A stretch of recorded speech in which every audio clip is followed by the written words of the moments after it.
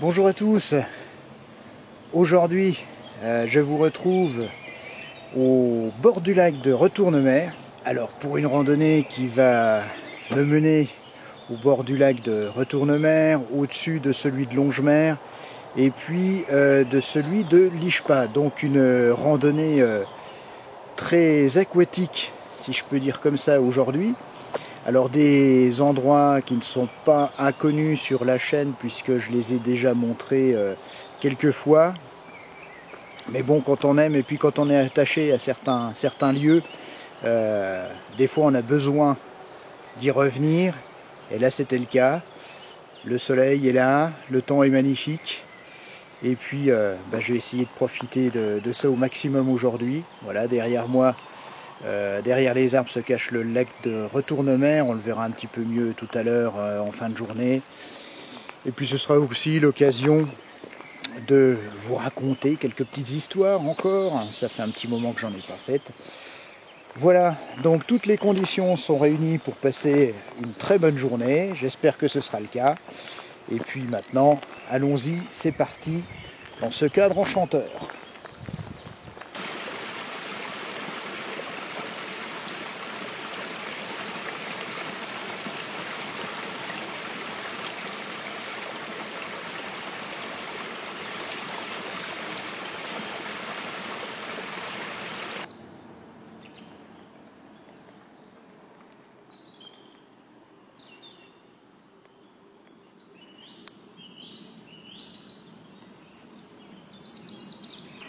Voilà, première étape, vous allez entendre un petit peu de bruit derrière moi parce que j'arrive en haut du col des Feignes, donc où le chemin rejoint la route qui est juste au fond, là vous voyez.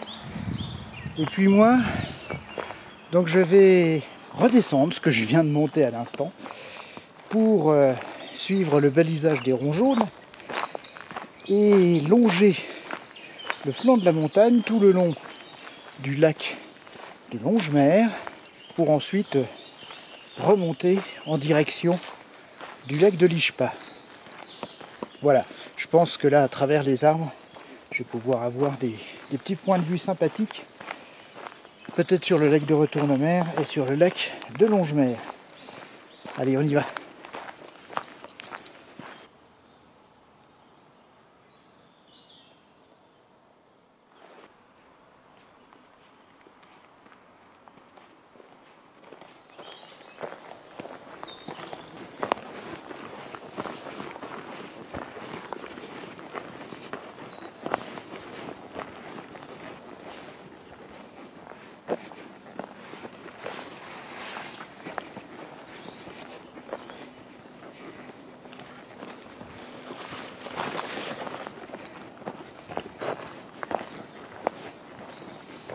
Sur le chemin, vous avez quelques petits endroits comme celui-là, qui ne sont pas forcément juste sur le chemin balisé, mais avec l'instinct et puis en étant attentif à ce que vous avez autour de vous, voilà, vous pouvez trouver des petits endroits comme ça.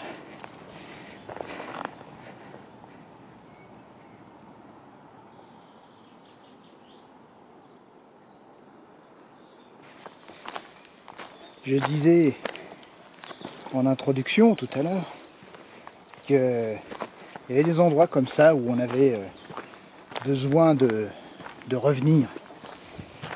Alors là, c'est que mon ressenti personnel que je donne, mais voilà, ces endroits-là, précisément aujourd'hui, ceux que je parcours aujourd'hui, je les vois, je les arpente depuis que j'ai ouvert les yeux et bon, je parle d'ouvrir les yeux, je n'ai pas dit que j'ai eu une illumination, mais depuis ma naissance. Et on se rend compte avec l'âge que c'est là, c'est dans ces paysages tout au long de sa jeunesse qu'on forge les souvenirs, qu'on se fabrique un peu un caractère. Et puis plus tard, Et moi, quand on est amené à quitter un peu sa terre, enfin pas pour aller forcément loin, mais c'est là qu'on se rend compte de ce que veut dire vraiment les racines, ce qui nous ancre, ce qui nous fait quoi en fait. Et quand je marche ici, c'est comme tourner les pages d'un album quoi. À chaque pas, les souvenirs reviennent, des images du passé, et c'est là qu'on prend, enfin que je prends vraiment conscience de ce que veut dire être attaché à ses racines. Voilà, alors c'est une petite réflexion personnelle. Je pense que beaucoup l'ont vécu, mais on le ressent peut-être pas forcément quand on reste à l'endroit ou à proximité de l'endroit où on est. On se rend pas forcément compte, et ça, quel que soit l'endroit, je pense, peu importe qu'il soit, voilà, qu'il y ait des décors. Bon, c'est vrai que ici, on a une certaine chance d'avoir des paysages magnifiques, mais peu importe. Je pense que chacun est attaché à son petit bout de terre qu'il a vu grandir. Voilà. Et en attendant, c'est une journée qui offre vraiment le cadre idéal, à la fois pour vagabonder dans ses souvenirs, et puis sur ces chemins de corniche. Là on aperçoit, si je me retourne, vous voyez en contrebas, je ne sais pas si avec le comment je vais dire, le contraste permet de voir le bleu du lac de Longemer qui est juste en dessous de moi et vers lequel je me dirige.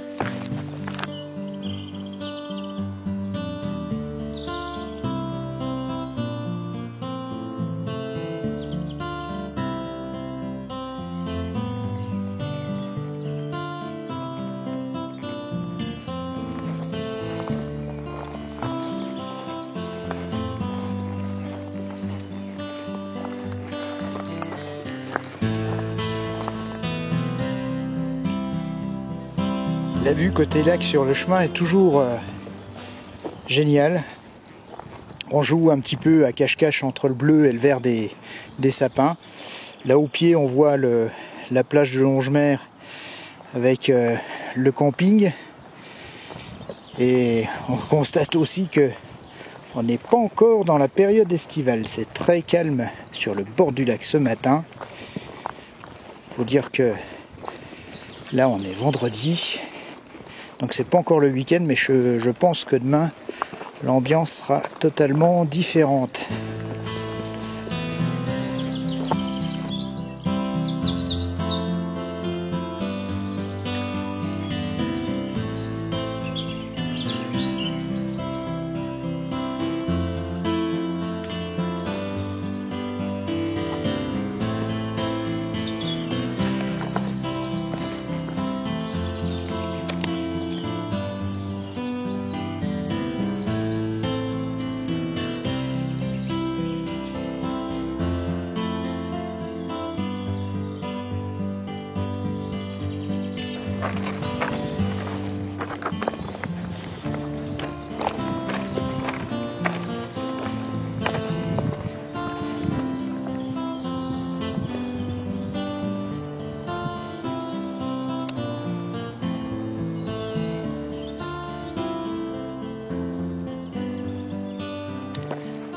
Voilà, forcément, après les bords du lac, il faudra attaquer la montée.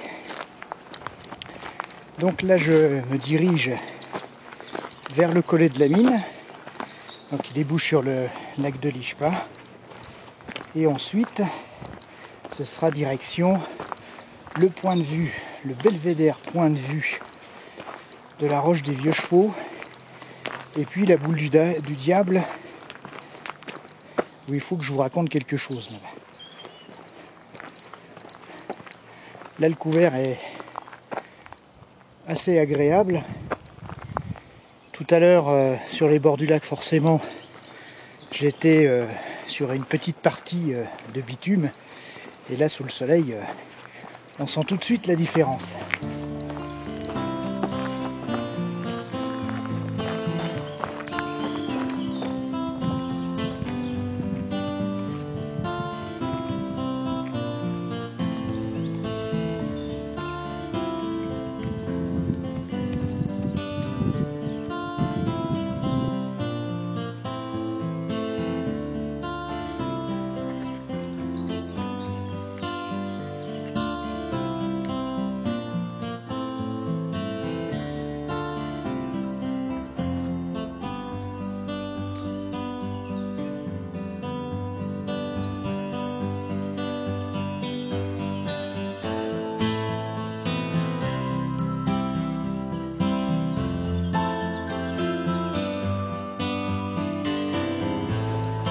Voilà, je sors du chemin et j'arrive au collet de la mine.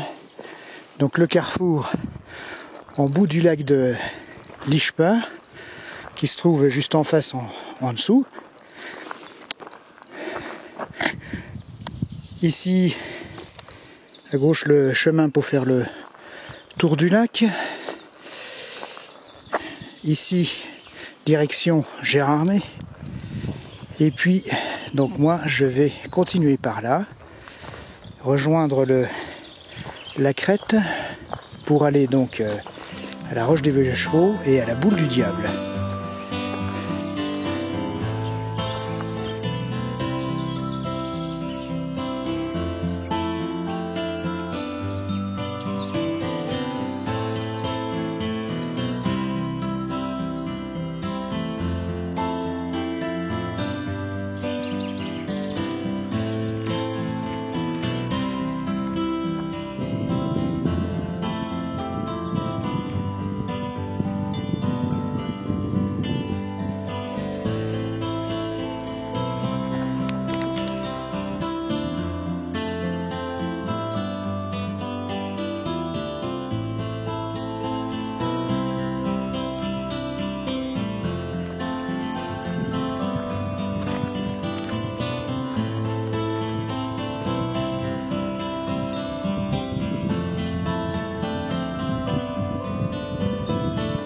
C'est donc cette fameuse Roche des Vieux Chevaux, peut-être le plus beau belvédère sur le lac de Longemer.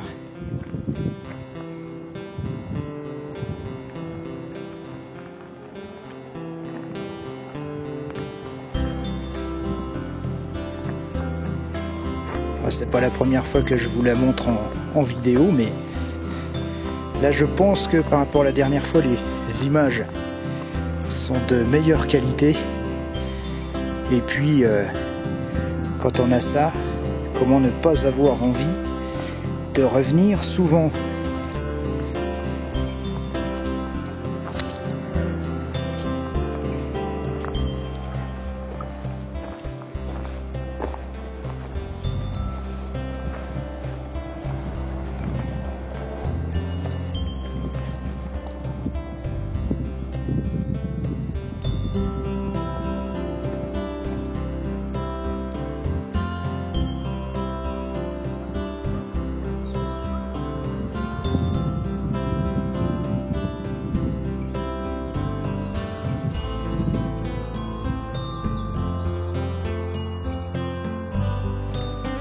Allez, après ce point de vue, direction la Boule du Diable. Un petit peu plus haut, je reviens un petit peu sur mes pas. Et puis, donc je monte un petit peu plus haut sur cette crête pour vous montrer ça et surtout vous raconter ce qui s'y passe. Bon sang, elle donne chaud, hein. Allez chercher. Ah, la voilà.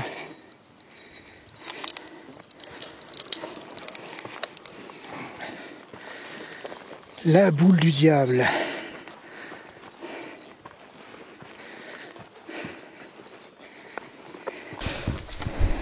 Voilà, donc devant ce monument assez étonnant au milieu de la forêt, cette roche immense et seule, je vais donc vous conter ce qui s'est passé. Alors comme vous connaissez mes talents de comédien, je n'en ai aucun, donc vous m'excuserez, j'ai pris les notes. Ce sera mieux. Allez, je m'installe et on y va. Il y a bien longtemps, sur la montagne de Fachepremont, ici donc, les hommes passaient des soirées aux jeux de boules. Et ils étaient si passionnés pour leur distraction favorite que, dans le silence des belles nuits d'été, on entendait au fond des vallées voisines le choc des boules et les cris des joueurs. Un dimanche de la Saint-Jean, ils s'attardèrent plus encore que de coutume. Ils jouèrent à la lueur d'un brasier. Soudain, ils remarquèrent au milieu d'eux un étranger, bizarre d'accoutrement et d'aspect, et tel qu'on n'en avait jamais vu un semblable dans le pays. Il avait les yeux de feu, des mains crochues, une barbe longue et ébouriffée, et sur la tête était posé un chapeau aux larges bords rabattus. Personne ne l'avait entendu venir, personne ne savait qui il était. Le jeu fut un instant interrompu, et tout le monde considéra avec étonnement et méfiance cet étranger compagnon. Mais lui, tout à son aise, s'adressa aux joueurs dans le patois de leur pays et leur demanda de prendre part à leur jeu. Comment refuser une offre si alléchante? La partie s'engagea donc, et l'étranger perdit. Mais chose singulière, plus il sortait d'argent de sa bourse, plus il semblait en rentrer. On aurait dit qu'il lui suffisait de se baisser et de toucher des cailloux pour les changer en pièces d'or. Il fallut que nos joueurs fussent bien échauffés par l'attrait du jeu et l'appât du gain facile pour ne pas réfléchir à un fait aussi étrange. Enhardis par le succès, ils firent des paris extravagants, mais la chance tourna brusquement et les malheureux perdirent non seulement l'argent gagné, mais encore leur modeste enjeu. Alors l'étranger se mit à ricaner et offrit à ses dupes un moyen de reprendre la partie interrompue. Il compta devant chacun d'eux 20 louis d'or qu'il leur promit. Il voulait en échange vendre leur âme au diable. Les pièces d'or agitées dans sa main brillaient comme du feu. C'était vraiment une tentation du démon. Cependant, comme le marché était grave, les plus intrépides hésitaient, tandis que l'étranger devenait plus insinuant, plus affable et plus pressant. Aveuglés par leur passion, les joueurs signèrent le pacte et la partie reprit avec une ardeur nouvelle. Mais en peu de temps, l'or si mal acquis fut de nouveau perdu. L'étranger trichait au jeu et, furieux, ses partenaires allaient se jeter sur lui quand tout à coup, la terre s'entr'ouvrit sous ses pieds, une gerbe de feu et de flammes l'environnant. Lucifer, reprenant sa forme véritable, disparut dans l'abîme en leur criant « Nous nous reverrons !» En même temps, le brasier s'éteignait brusquement et les joueurs, fous de terreur, se trouvèrent plongés dans une espèce obscurité. Le remords dans l'âme, tremblant de tous leurs membres, ils regagnèrent péniblement leur demeure. Oh, ils rentrèrent au petit jour. À partir de cette époque, on ne les vit plus rire. Ils moururent tous dans l'année, atteints d'un mal mystérieux et incurable. Et tous les soirs, à minuit, leur âme revient jouer sur le lieu de leur perdition. De la roche du diable, on peut les apercevoir par les nuits sombres, se chauffant autour d'un brasier et roulant des boules enflammées. Voici donc l'explication de la boule du diable. Bon, n'applaudissez pas, c'est pas la peine, j'entendrai pas de toute façon. Allez. Je continue. Maintenant, je redescends et je vais en face pour essayer de grimper jusqu'au champi, peut-être. On va bien voir le temps qu'on a et puis comment ça se passe. Allez où je repars. Voilà, maintenant j'ai changé de versant et je redescends auprès du lac de l'Ishpa par le chemin d'Yelen. Donc c'est un sentier un petit peu technique, il faut y faire attention, c'est dans la roche, c'est taillé dans la roche, ça ressemble un peu au sentier des roches. Ceux qui sont amateurs un peu de ce genre de circuit ne seront pas déçus. Il est un peu plus confidentiel que celui de la Schlourte, mais tout aussi intéressant et agréable. Voilà, mais je le répète, il faut vraiment faire très attention où on marche et où on va sur ce sentier. Il est assez traître, surtout en période humide et surtout pas en période hivernale, quoi. Voilà. Allez, j'essaye de vous montrer ça et puis faudrait que je mange aussi, j'ai faim. Essayez de trouver ça.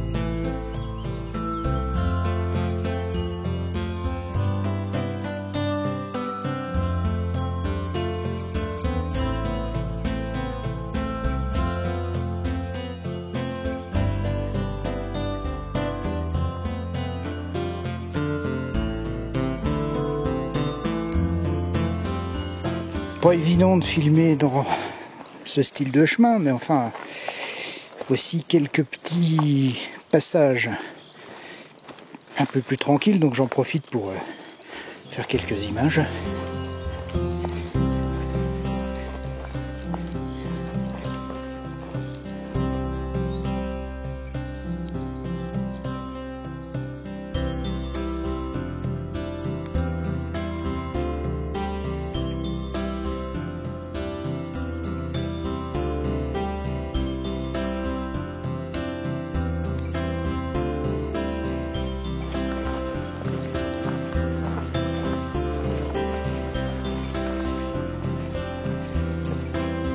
Effectivement, il y a des passages comme celui-ci où il faut faire très attention.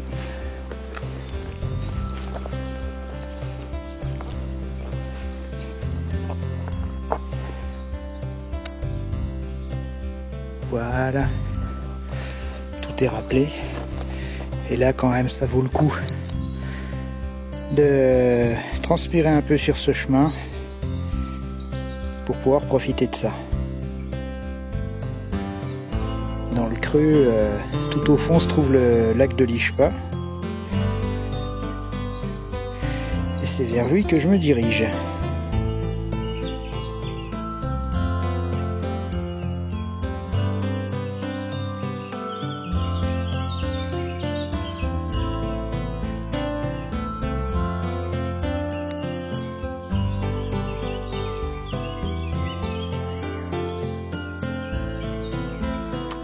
La vue est un peu originale par rapport à ce qu'on voit d'habitude sur le lac de l'Ishpa. Donc là on voit la petite station de ski qui est juste devant, le lac donc au fond de vallée. Voilà, donc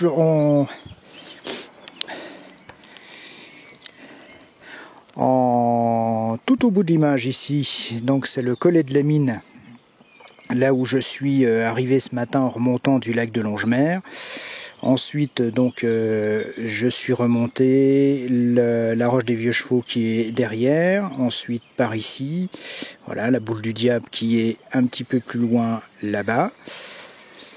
Redescendre, remonter, et puis là le chemin qui s'achève, là le chemin d'Yelen, le chemin des roches, pour atterrir sur, c'est le cas de le dire, le tremplin de ski de la station. Et hop, avec un peu d'élan, direct dans le lac.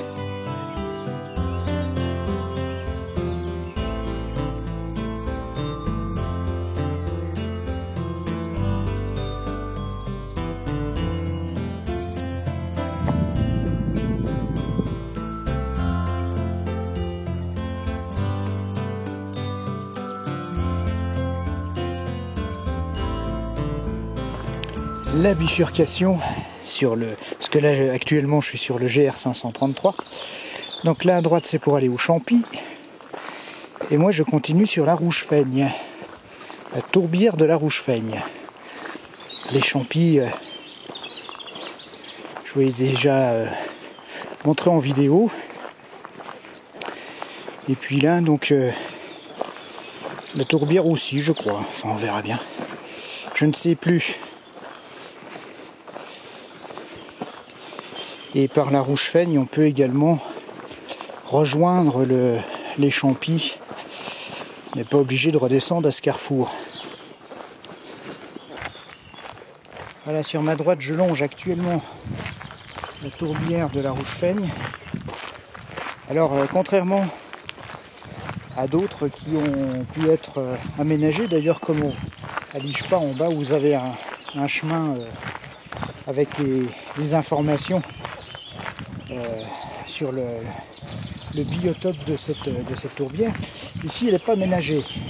Néanmoins, on est quand même dans une réserve. Et donc, il est interdit de traverser cette tourbière et d'aller dessus. Sur ce point, on a donc une vue dégagée sur cette tourbière de la Rouge-Feigne. Et juste en face, au-dessus, donc nous sommes sur les Champys. Alors comme je vous le disais, cette tourbière est vraiment à l'état sauvage. Il n'y a aucun aménagement, donc ne pas se rendre sur la tourbière, évidemment, puisque les plantes qui y poussent sont particulièrement fragiles. Et donc, dans un but de préservation, l'effort de chacun est demandé.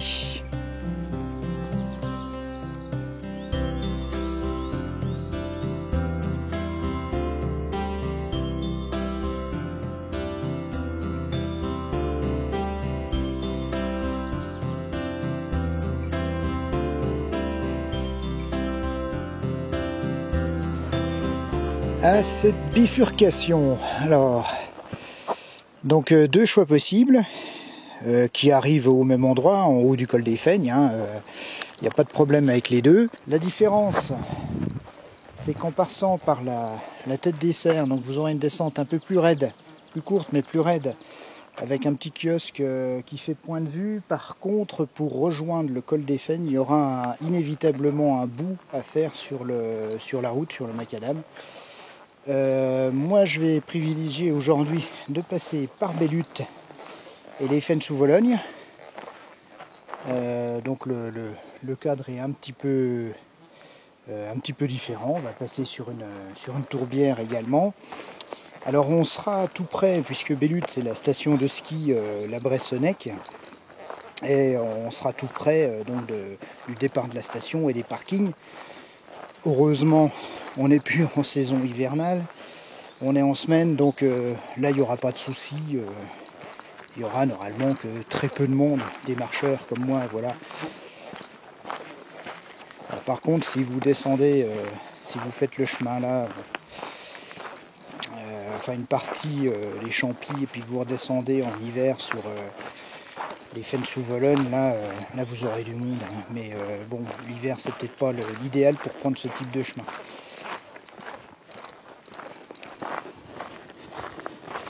Je ne sais pas si ça se verra bien à l'écran comme ça, mais là je suis sur une forte pente en descente. Vous voyez que le chemin est sec, c'est du sable, donc c'est quelque chose d'assez traître puisque ça dérape assez vite. Et je profite justement de cette constatation tout à fait terre à terre pour vous donner un peu mon avis. Une fois n'est pas coutume, c'est vrai que je le fais quasiment même jamais sur la chaîne, de vous parler un petit peu de matériel. Alors je vais pas vous montrer la marque ni ce que je porte, hein, c'est pas du tout l'objet du truc, hein.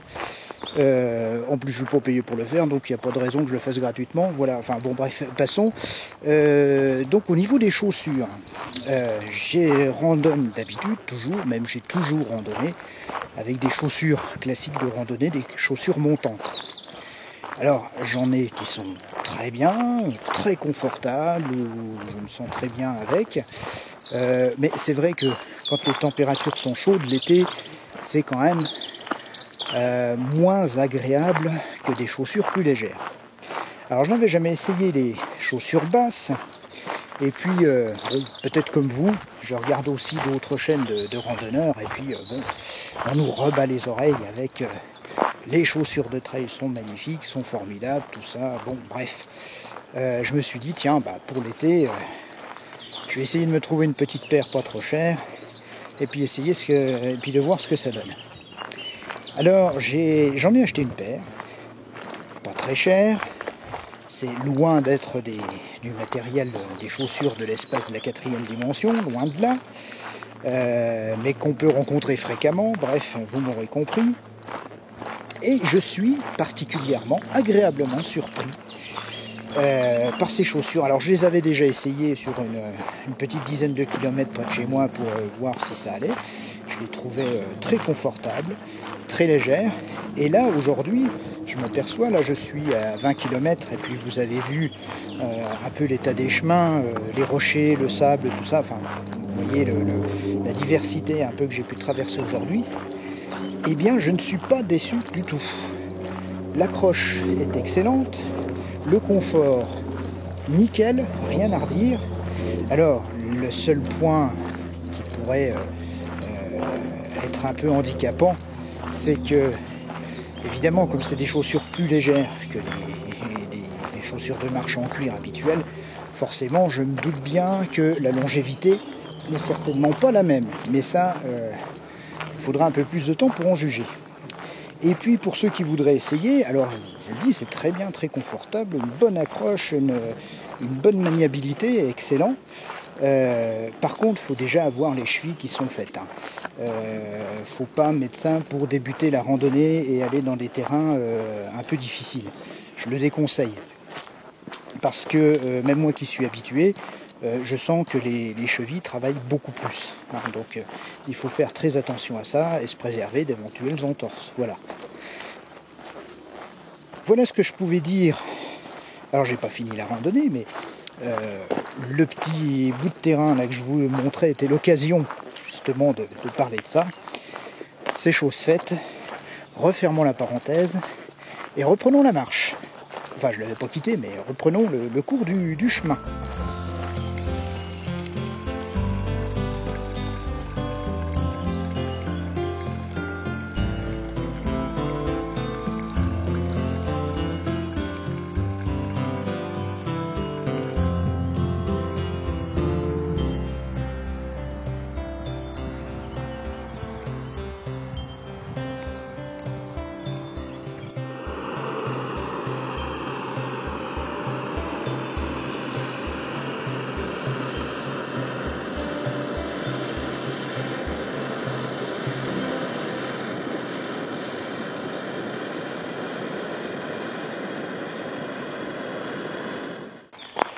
Me voici de retour tout proche du lac de Retourne-Mer.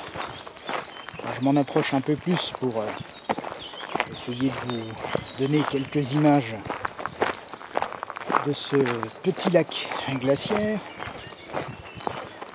Alors l'inconvénient, c'est que la route départementale passe juste devant, juste au-dessus, et donc on est pas mal gêné par le bruit des moteurs, des voitures. Mais bon, j'essayerai d'arranger ça avec un peu de musique par-dessus. On va essayer de faire ça bien.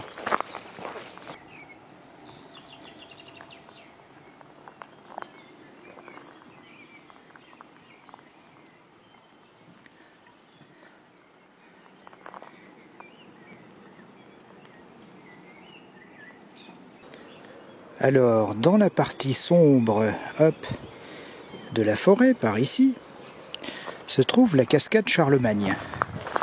Encore Charlemagne. Et oui, je vous en ai déjà parlé quelques fois, mais cet homme, ce personnage, est quand même très connu dans les forêts vosgiennes. De nombreux secteurs portent son nom et pas mal de légendes courent parmi ces forêts. Alors c'est vrai que c'est un endroit qu'il affectionnait particulièrement pour la chasse, grand féru de chasse, et justement ici, au lac de Retournemer, il a fallu qu'il fasse encore parler de lui. Alors je vous raconte ça.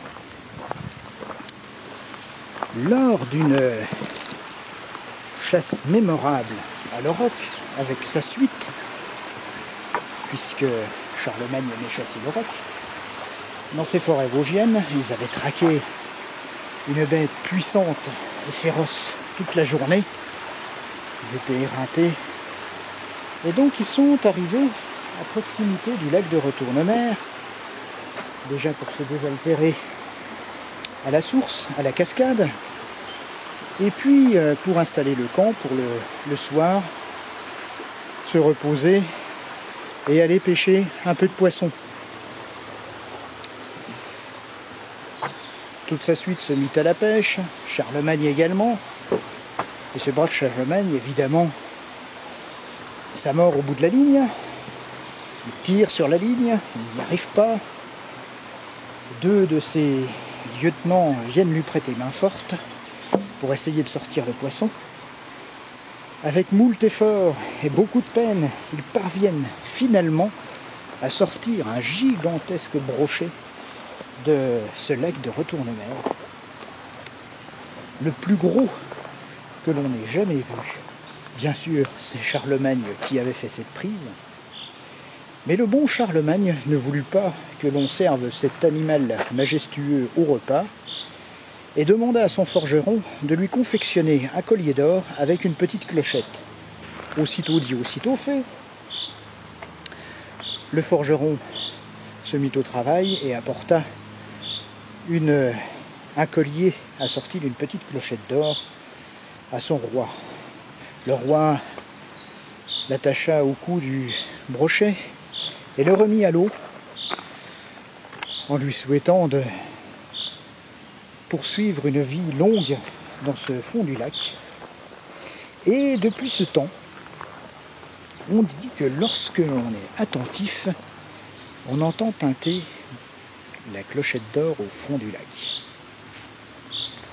Voilà, encore une belle histoire de Charlemagne, et qui met donc un terme à ce chemin, puisque je vais revenir sur mes pas.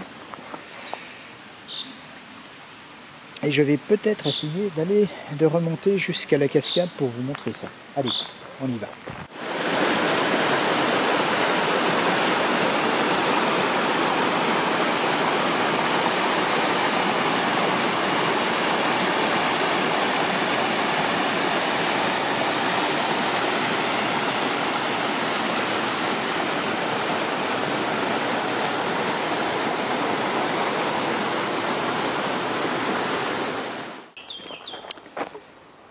Eh bien, chers amis, il est temps que je vous dise au revoir au même endroit où je vous ai dit bonjour tout à l'heure.